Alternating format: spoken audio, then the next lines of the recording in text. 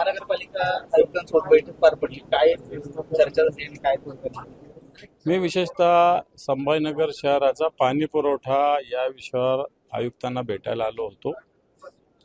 मागचं 1 जानेवारी 2026 ते आज 13 मे 2026 आहे. जवळपास 133 दिवसामध्ये या शहराला 16 ते 18 दिवस ॲव्हरेज पाणी पुरवठा झालेला आहे. काही ठिकाणी 16 दिवसाचा गॅप आहे. 8-9 दिवसाचा गॅप तर जनरली सगळीकडेच आहे. पाण्याची आवश्यकता या शहराला आहे 240 MLD. पाणी येतं आता 151 MLD. मागच्या वर्षी तर 140 येतं, आता 151 MLD पाणी येतं. आणि 151 MLD पाणी असताना 240ची गरज असताना शहराला 2 दिवसाआड जास्तीत जास्त 3 दिवसाआड पाणी पुरवठा झाला पाहिजे. परंतु पाण्याचं नियोजन नीट नाही आहे. महापालिकेत भारतीय जनता पार्टीची सत्ता आली, यांचं प्रशासनावर कोणताही अंकुश नाही. अकार्यक्षम पदाधिकारी महापालिकेत आहे. शिवसेनेचा महाप्रस्थान आम्ही 4 दिवसाला 3 दिवसाआड पाणी देत होतो. एवढंच पाणी, याच्यापेक्षा कमी पाणी येत होतं. 140 MLD येत होतं, आता तरी 151 MLD पाणी येतं. आणि म्हणून आम्ही कमिशनर साहेबांना या सगळ्या गोष्टीचं मॅनेजमेंट, नियंत्रण, अधिकाऱ्यांनी कामकाज करणं याविषयी भेटायला आलो. आणि म्हणून हा 9 दिवसाचा, 10 दिवसाचा, 12 दिवसाचा गॅप 3 दिवसावर, 4 दिवसावर, 5 दिवसावर यावा, अशा प्रकारचं आमचं शिवसेनेचं शिष्टमंडळ, नगरसेवक आणि पदाधिकाऱ्यांचं मान्य कमिशनर साहेब आणि सगळ्या अधिकाऱ्यांची चर्चा केलेली आहे.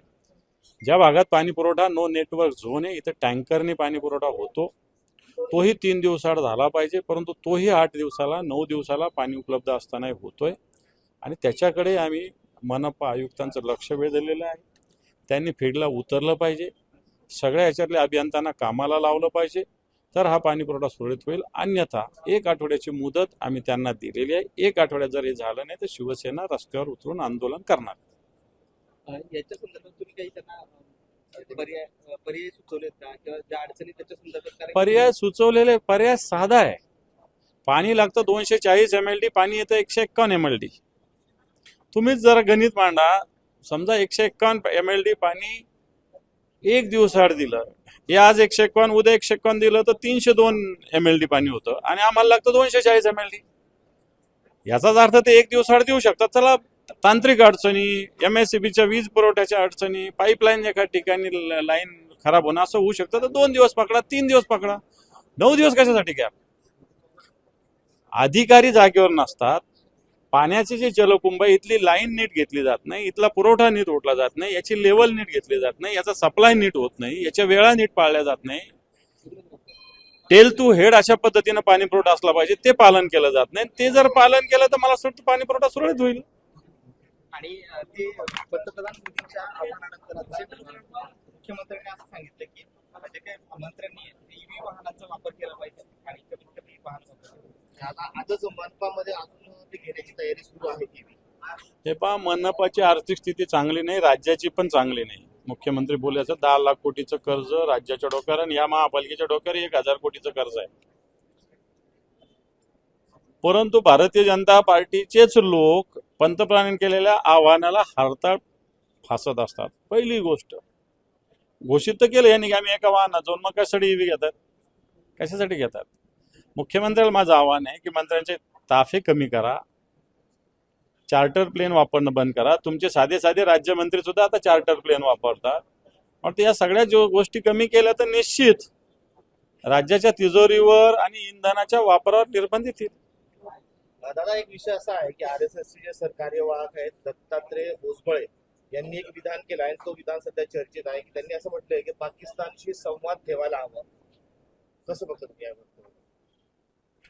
मोदींना सांगा म्हणावं, बाकी काय.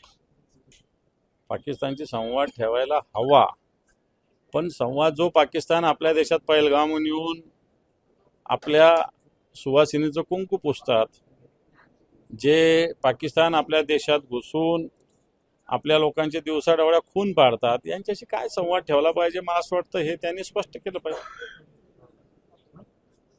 दादा, कारवाई झालेली आहे संभाजीनगरमध्ये आणि त्या कारवाईनंतर आरोप प्रत्यारोप होत आहे. कुठेतरी राजकीय वळण त्या सर्व याला मिळतोय. तुम्ही याला कसं बघता? कोणती कारवाई? मतीन हे पहा, मतीन पटेल त्या कोणती हिदा खान प्रकरणात दोषी असेल तर कायद्याने जी काही कारवाई करायची ती पोलिसांनी, राज्य सरकारने, गृह खात्याने करावी आणि या मतीन पटेलला कोणी संरक्षण देऊ नये ही भूमिका आमची. पण मतीन पटेलचं अनधिकृत बांधकाम आहे म्हणून घर पाडणं, दुकान पाडणं हे चुकीचं आहे असं माझं स्पष्ट मत आहे. भारतीय जनता पार्टीच्या एका नगरसेवकाची 2 का 3 मजली इमारत आहे. जो नगरसेवक आहे आजच वर्तमानपत्रात बातम्या वाचलेल्या, कोण आहे मला माहिती नाही. आणि अनधिकृत बांधकाम एक त्या मतीन पटेलचं असेल तर मी पाडलं समजू शकतो. आज या शहरात 70% अनधिकृत बांधकाम आहे महानगरपालिकेच्या आशीर्वादानं आहे. आणि म्हणून अशा पद्धतीनं ही बुलडोझर संस्कृती उत्तर प्रदेशची बिहारमध्ये आली नाही पाहिजे. मतीन पटेलचं घर जर पाडायचं असेल तर सगळे अनधिकृत बांधकाम या शहरातले पाडले पाहिजे असं माझं मत आहे. परंतु याच्यातून प्रश्न सुटणार नाही. अशा पद्धतीनं ही बुलडोझर संस्कृती महाराष्ट्रात आली नाही पाहिजे. असे घर पाडले नाही पाहिजे. इम्तियाज जलील यांचं म्हणणं आहे की सत्ताधारी पक्षातल्या नगरसेवकांची आणि घरं आणि दुकानं, हॉटेल या अनधिकृत आहेत, तर त्यांच्यावर देखील कारवाई झाली पाहिजे. मी काय म्हटलं, मी त्यांनी केलं म्हणून यांनी करा असं माझं म्हणणं नाही. जर अनधिकृत बांधकाम असेल तर या शहरातली अनधिकृत बांधकामाची यादी काढावी. सगळ्यात आधी नगरसेवक जेवढे असेल, उद्या आमच्या पक्षाचाही असेल तर त्याच्यापासून सुरुवात करा असं माझं म्हणणं आहे.